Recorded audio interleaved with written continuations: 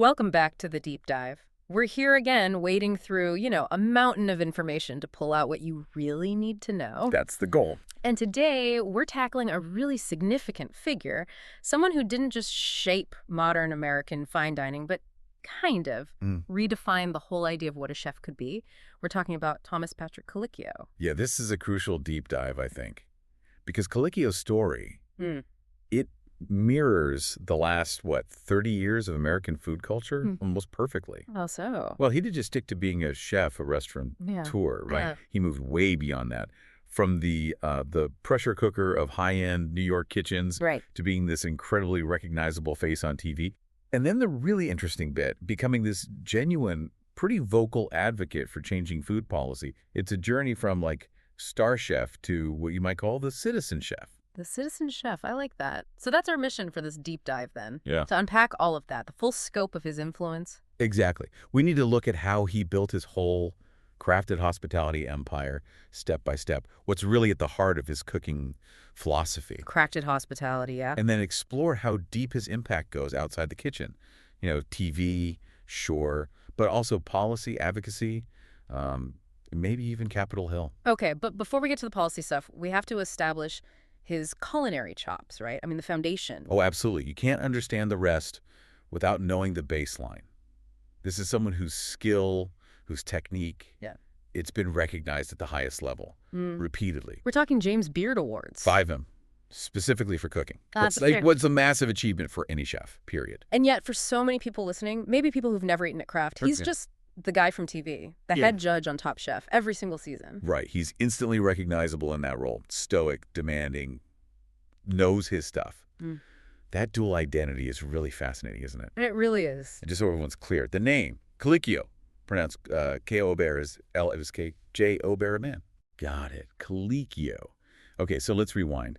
Where did this all start? The ambition, the drive, maybe even that sense of civic duty we see later. Okay, so the beginning, like a lot of great American chefs, actually it starts not in some fancy European kitchen, but New Jersey. Elizabeth, New Jersey, right? Yeah. Born August 15th, 1962. That's the one, Thomas Patrick Colicchio. And his background, it's Italian-American on both sides, which, often suggests a certain ingrained respect for ingredients, for tradition. Food is central. Yeah, but I think if you dig a little deeper into his family, specifically his parents' jobs, you see these hints, these maybe influences that seem to foreshadow that whole citizen chef thing later on. It's not just about Sunday dinner. You're absolutely right. It's fascinating. His mother, Beverly Ann Corvelli, she worked in a school lunchroom. A school lunchroom. Think about that. Yeah. It's a direct line to institutional food. It's about feeding lots of people, efficiency budgets, and, importantly, feeding kids, the public. That connection feels really significant when you look at his later work on school lunch reform and hunger issues. Totally. And then there's his father, maybe even more direct in terms of the advocacy piece. His father was a union organizer. Right. So you put those two things together, food service as a kind of public good, and the fight for workers' rights, for organization. It's a potent mix, isn't it? That kind of organizing spirit, that focus on fairness, on systems. You can see how he might later apply that same thinking to the food system, to the restaurant world itself. It definitely adds context. He wasn't just laser focused on Michelin stars from day one. There were other values there. He was the middle son, right? 2 brothers. Yep, older brother Michael, younger brother Philip John. Yeah. And his education was local. Graduated from Elizabeth High School in 1980. Yeah. And then straight into the kitchen. No messing around. Okay, so high school grad, jumps right into the pro kitchen world, and his apprenticeship phase. Wow, he lands in the kitchen of another absolute giant of American cooking. That had to set the tone. Oh, definitely. Mid-'80s Manhattan. Yeah. He's sous chef to Thomas Keller at a place called Raquel. Keller!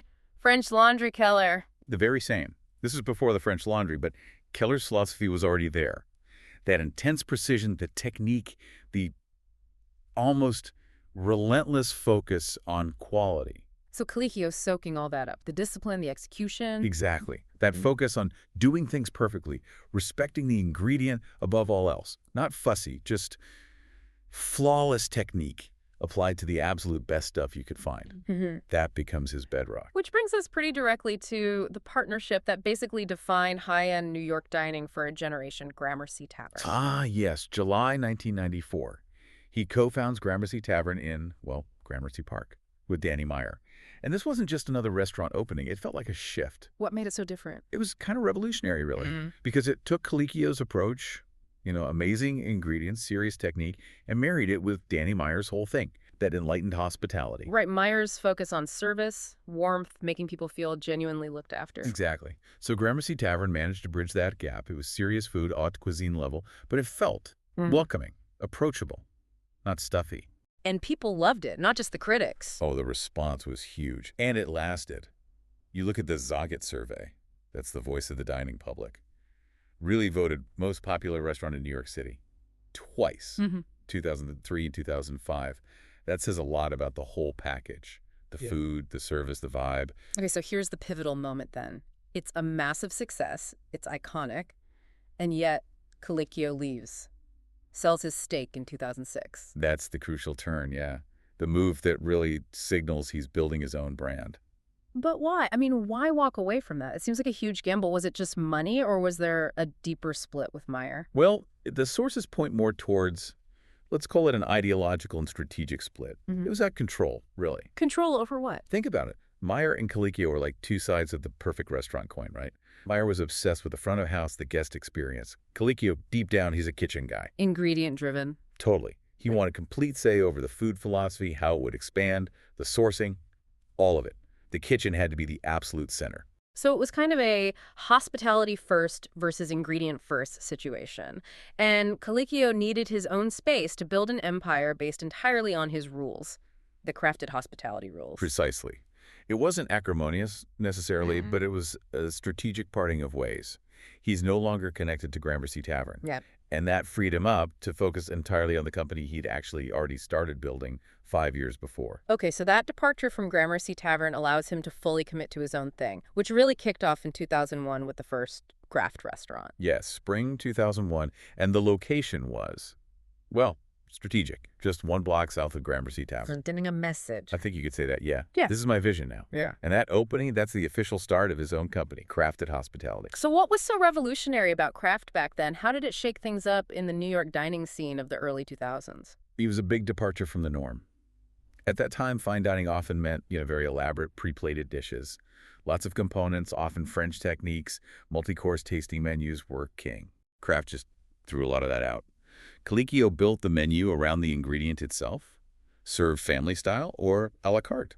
Super simple presentation. So like instead of some complicated name, the menu might just say roasted beets or dry-aged ribeye.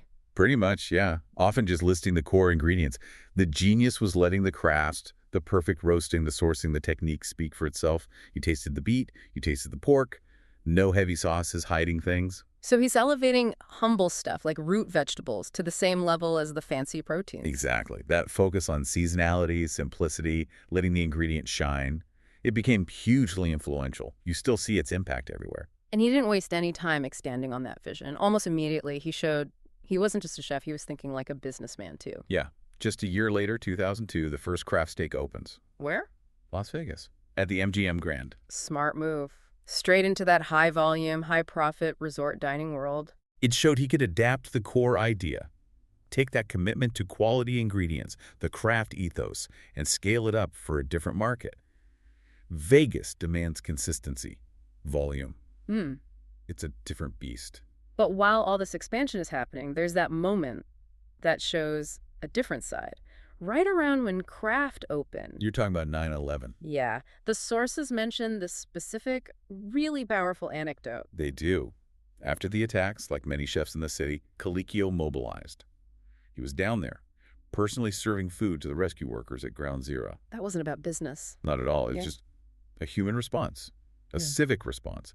And it really connects back to those family roots we talked about, that sense of community responsibility. Puts the business growth in perspective. Okay, back to the business side. 2003, another big innovation for the brand, he goes. Accessible. Beechcraft. The sandwich shop. This was brilliant. Why? Brilliant. Just sandwiches, right. But Kraft proved he could elevate fine dining technique. Witchcraft proved he could elevate something every day. Same philosophy. Amazing bread, house-made stuff, great ingredients. But in a sandwich. So it took the brand to a much wider audience. Beyond the fancy dining room. Totally. into the quick service market, built massive brand recognition, probably helped fund the more ambitious projects. It was smart scaling. The momentum kept building. The end of that decade, 2010, seems like a huge year. Massive. He opens Colicchio and Sons, which was this sort of refined Italian-American spot, and also River Park, which had its own urban farm, really pushing that farm-to-table idea. And amidst all that opening activity, the big award. Yep. 2010 is when he wins the James Beard Award for Outstanding Chef, the big one. It felt like everything coming together. The restaurants were hot. The critics loved him. The business was booming. Pete Colicchio, in a way. So let's fast forward to today. What does crafted hospitality look like now? It seems like he's consolidated things a bit. He definitely has. It's dynamic, for sure, but more focused. New York City is still the heart, no question. So the flagship craft is still there in NYC. Still there. You got Temple Court, downtown. People might remember that space as Fowler and Wells. Beautiful room. Witchcraft still has a presence. Yep. The sandwich shops are still going strong in New York. And he launched a more focused Italian spot, Volata, also in the city. Okay, and outside New York? Vegas is still key. Craft steak at the MGM Grand is a major anchor for the brand. And he's got small batch out on Long Island in Garden City. So it's a mix, high-end destination, neighborhood spots, retail. It feels more managed now. Right.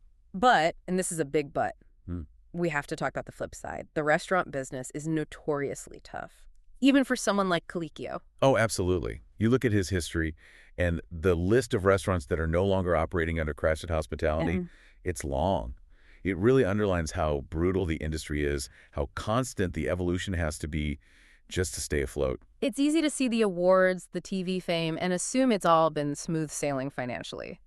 But the turnover is significant. It shows how hard it is to scale, especially nationally. Let's look at some specifics. The craft and craft bar concepts. The national expansion proved really challenging. Right. Craft Dallas closed back in 2012. Yep. And the craft locations in LA and Atlanta also closed. The more casual version, Craft Bar, shut down in both New York and Atlanta too. And it wasn't just the craft brand. Some of the high-end places, the steakhouses, they had closures too. Definitely. Beechcraft down Miami Beach, that's gone. The Craft Steak out at the Foxwoods Casino in Connecticut closed.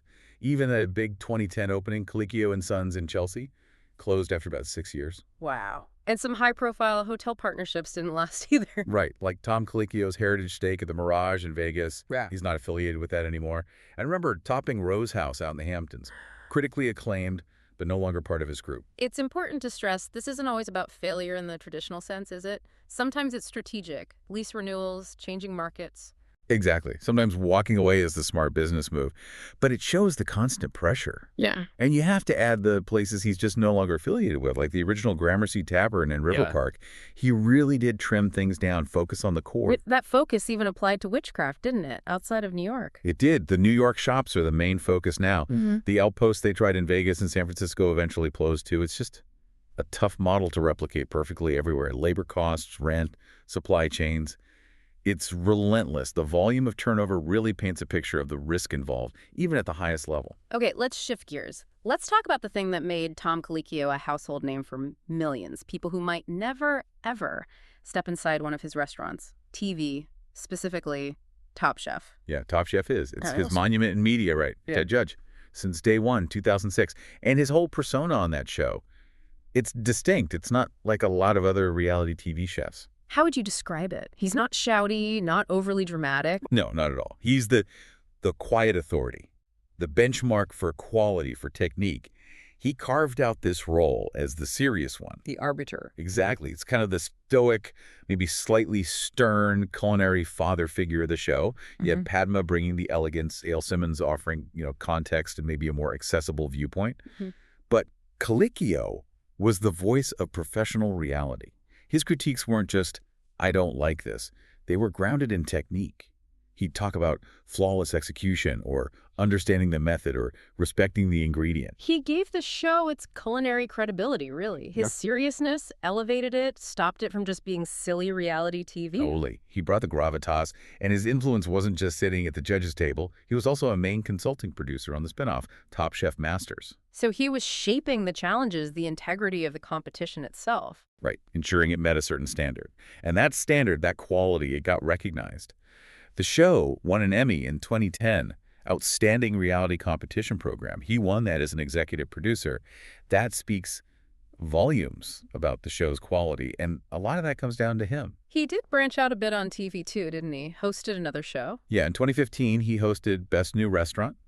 It was based on a British show, one of Gordon Ramsay's formats, actually. So judging not just plates of food, but the whole restaurant, the concept, the operation. Exactly, which makes total sense for him, given his background running a whole hospitality group. It was a natural fit. Okay, now here's where it gets really interesting for me, how he sort of seeped into the wider culture beyond food TV. He became this shorthand for serious chef. Oh, yeah. He started popping up in fictional stuff, playing himself. It shows how recognizable he'd become. Like in Treem, the HBO show about New Orleans after Katrina. Right. He appeared in a couple of episodes, alongside other huge names like Eric Ripper, David Chang, Wiley DeFrisnay.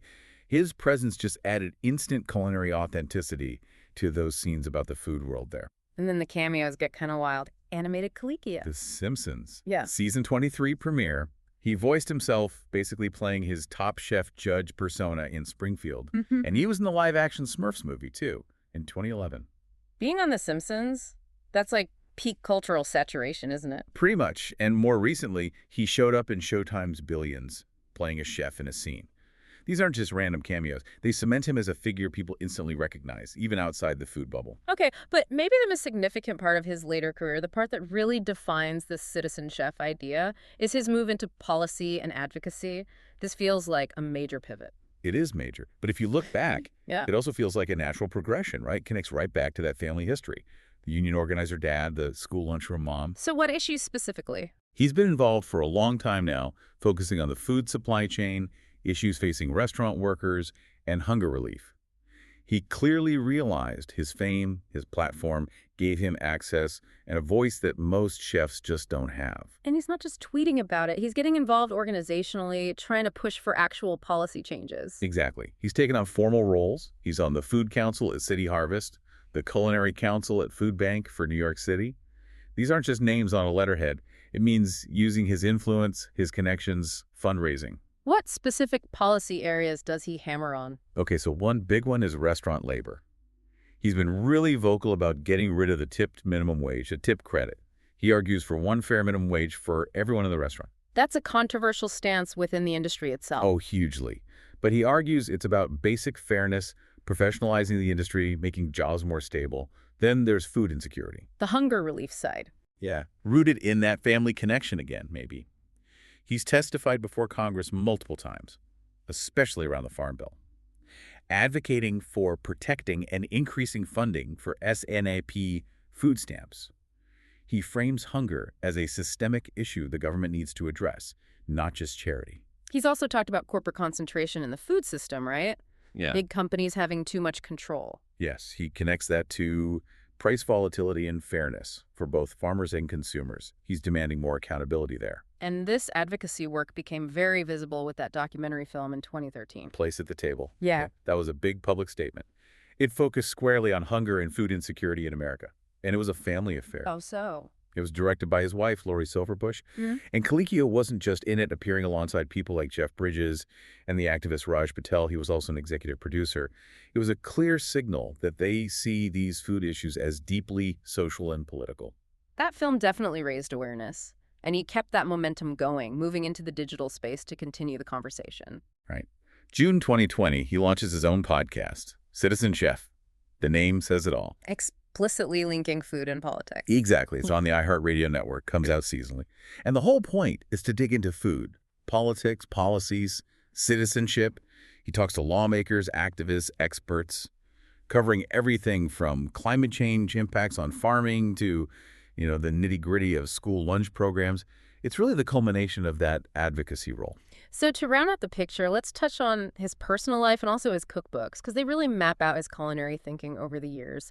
Gives you a sense of the person behind the brand. Yeah, absolutely. So personally, he's been married since 2001 to Lori Silverbush, the filmmaker we just mentioned. And their collaboration on A Place at the Table really highlights that shared interest in social issues, doesn't it?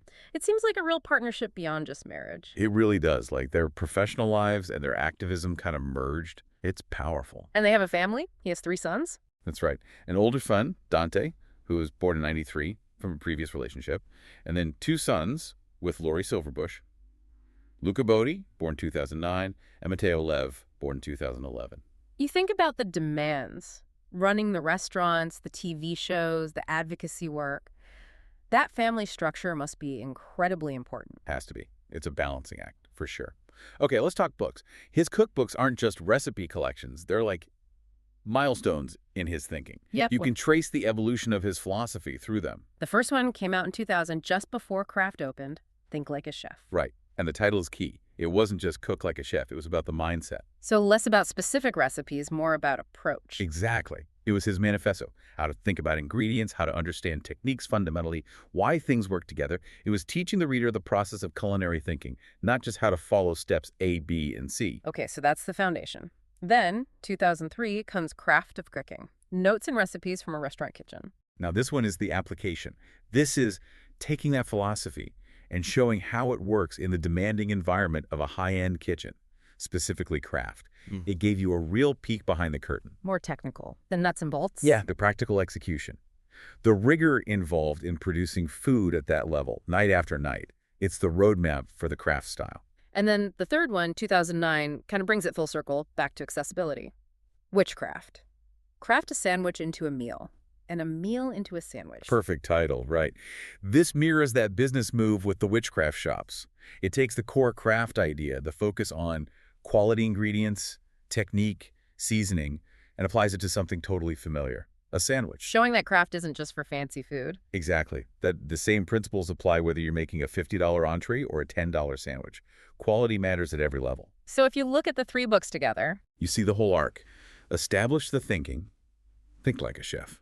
Apply it at the highest level, Craft of Cooking. Then make it accessible and demonstrate its universality, Witchcraft. It shows the completeness of his vision, really. Artist, technician, and entrepreneur. Hashtag, tag, outro. Okay, so wrapping this all up, what's the big takeaway for you, the listener? When you boil down everything we've talked about, Thomas Colicchio's career is it's a fascinating study in how to evolve, how to diversify. Absolutely. You've got the core culinary achievement, 5 James Beard Awards, co-founding an iconic restaurant like Gramercy Tavern, building and constantly adapting crafted hospitality. That alone is a huge legacy. But it's the transformation that really stands out, isn't it? I think so. He went from being this highly respected but maybe somewhat niche chef to a major media figure, thanks mostly to the seriousness he brought to Top Chef. Right. And this is the crucial part, he leveraged that visibility. He didn't just cash checks. He used it to become a genuinely influential voice on policy through the documentary, the podcast, the whole Citizen Chef platform. So here's the question we want to leave you with. Think about that through line. We started way back with his family, the union organizer, father, the mother working in a school cafeteria. Yeah. When you look at his intense focus now on food policy, on hunger, on fighting for better wages and conditions in restaurants, doesn't it feel like a direct line? Like maybe that later activism was almost baked in from the start. It really makes you think, and it points to something broader about what a celebrity chef is now. Colicchio really embodies this shift, maybe more than anyone. How so? Well, they're not just cooks anymore, are they? Not just focused inward on their kitchens or their businesses. The most influential ones, like Colicchio, they're actively involved in shaping the conversation around food, culturally, politically. They understand the power they have. You realize their influence goes way beyond just what's on the plate. His career is almost a blueprint, showing how you can use media fame to become a serious player in policy debates, talking about wages, healthcare for restaurant workers, school lunches, food deserts, big systemic issues. So the final thought we want to leave you mulling over is this. We're facing huge challenges, right? Climate change impacting agriculture, growing economic inequality affecting food access. How much more responsibility will fall on figures like Colicchio, chefs who have this public platform? Will his model become the expectation? Maybe. That combination, maintaining true culinary craft and integrity, while also being an active, engaged citizen, using your voice for political change. That might just be the new standard for what it means to be a top chef in the 21st century. Something to definitely think about. Thanks for joining us for this deep dive on the really remarkable career of Thomas Colicchio. Yeah, fascinating stuff. We'll catch you next time on The Deep Dive.